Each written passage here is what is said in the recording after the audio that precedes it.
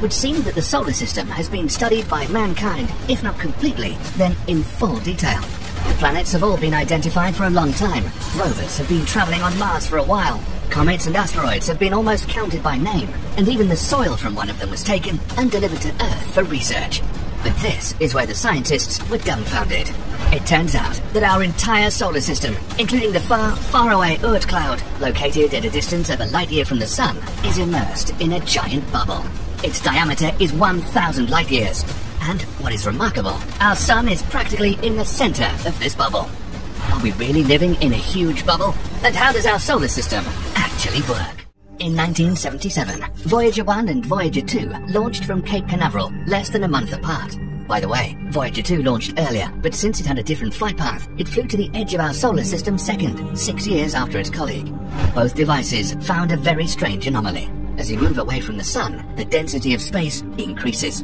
Interstellar space is usually considered a vacuum, but this is not entirely true. The density of matter is extremely low, but it still exists. In the solar system, the solar wind has an average density of protons and electrons of 3 to 10 particles per cubic centimeter, but it's lower the farther from the Sun. The smallest density of space is at the edge of the solar system. This boundary is called the heliopause.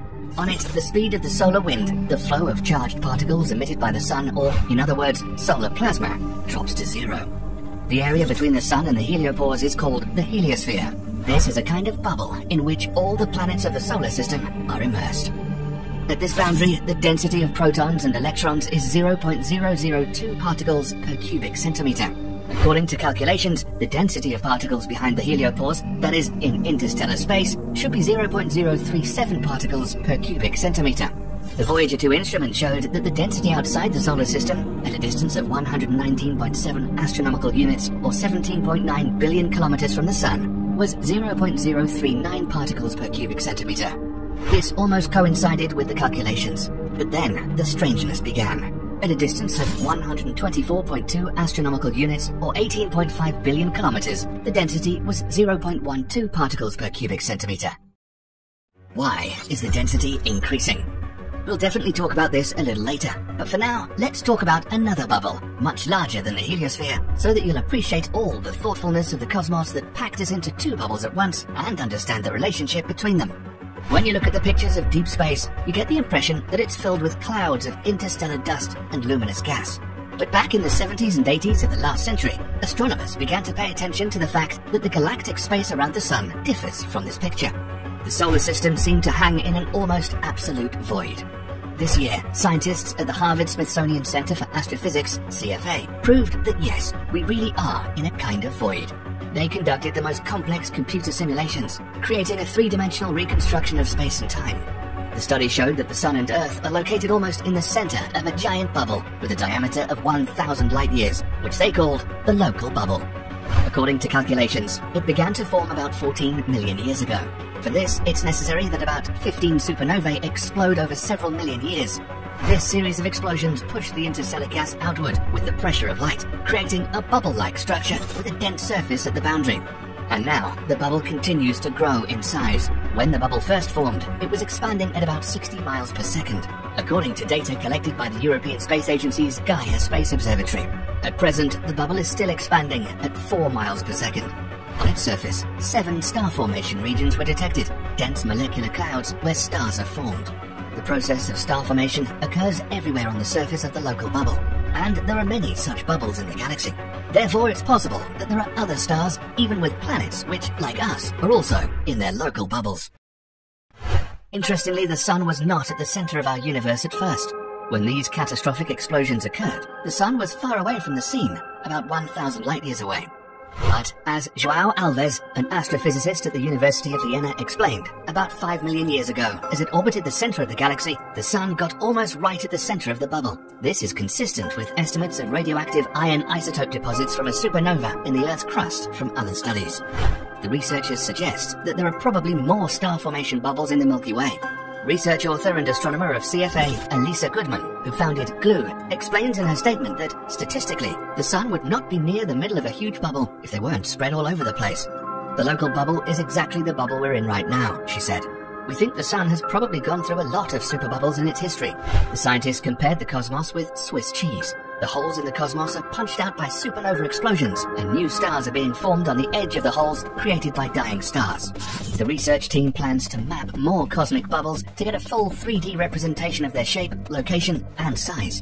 By charting out where the bubbles lie across the vast expanse of space, astronomers can piece together how these bubbles act as nurseries for stars, how the bubbles interact with each other, and how galaxies like the Milky Way have evolved over time. With the opening of the local bubble, the structure of the solar system looks like this. At its center is the Sun, around which 8 planets revolve. The last one is Neptune, at a distance of about 4.45 billion kilometers or 30 astronomical units. That is 30 times farther from the Sun than the Earth. Behind Neptune is the Kuiper Belt, a collection of small celestial bodies, the most famous of which is Pluto, which has long been considered a planet. The Kuiper Belt stretches out to about 55 astronomical units. Further, at a distance of 125 to 135 astronomical units, there is a heliopause, which we've already described. Let us now explain why the density begins to increase at its boundary. It's because solar plasma collides with interstellar plasma here. Imagine 2 streams colliding head-on at cosmic speeds. Of course, at the point of collision, the density increases. It's like a traffic jam, a chaos of particles. And behind this jam, at a distance of 0.75 to 1.5 light-years, the Oort cloud spreads, a spherical cloud of ice objects up to 1 trillion, which serves as a source of long-period comets.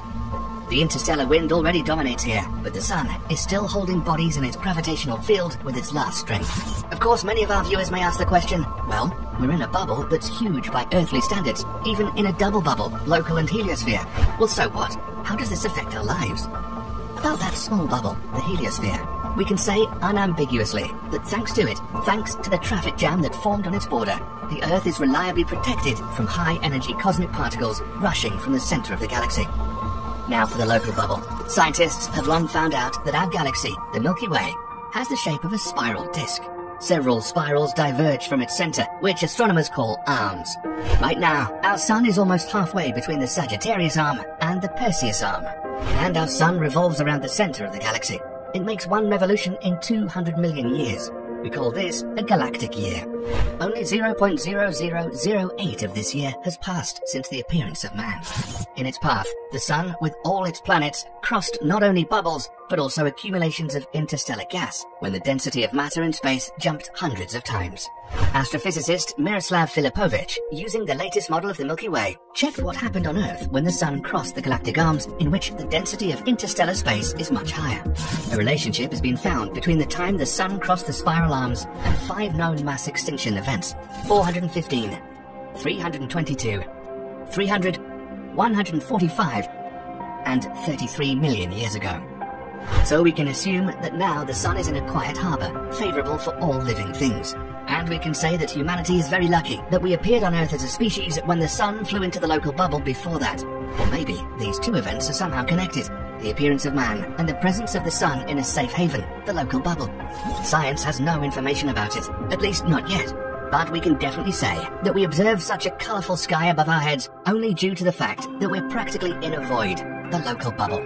If the space around us was denser, many stars would be invisible. And who knows if we would know about space and about the structure of the universe as much as now if we were literally in the dark. And we can say that the local bubble is just a gift to humanity, which has entered the space age and is already trying to jump to the stars. For an interstellar craft moving at subliminal speeds, the greatest threat is dust particles, which will simply grind the ship to powder during collisions. Even hypothetical concepts such as ships imply a frontal shield. But now, it turns out that the cosmos seems to have taken care of us. It removed the dust in the vicinity of the Sun, and, as it were, says, "Forward, guys, the path to Alpha Centauri and Tau Ceti is open."